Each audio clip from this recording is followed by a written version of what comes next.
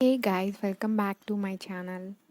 Today mushroom మంచూరియాని ఈజీగా restaurant స్టైల్‌లో ఎలా ప్రిపేర్ చేసుకోవాలో చూద్దాం. ముందుగా దీనికి 250 గ్రామ్స్ మష్రూమ్స్‌ని తీసుకుంటున్నాను. ఈ మష్రూమ్స్‌ని క్లీన్‌గా వాష్ చేసి కట్ చేసుకొని జస్ట్ 2 మినిట్స్ హాట్ వాటర్‌లో ఉంచి తీసేసుకోవాలి. ఇప్పుడు ఇందులో హాఫ్ కప్ మైదా వేసుకోవాలి. అండ్ అలాగే 2 టేబుల్ స్పూన్ కార్న్ ఫ్లోర్ వేస్తున్నాను.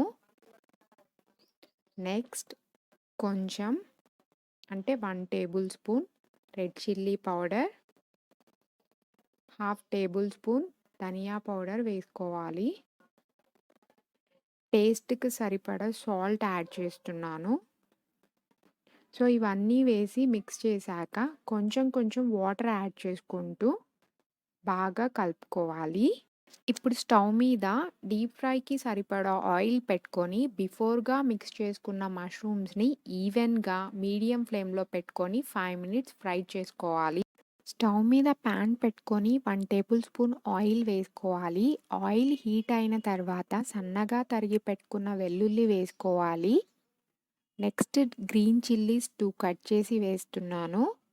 ఆనియన్ 1 లెంతీగా కట్ చేసుకొని వేస్తున్నా. మీకు కావాలి అంటే క్యూబ్స్ లాగా కట్ చేసుకొని వేసుకోవచ్చు.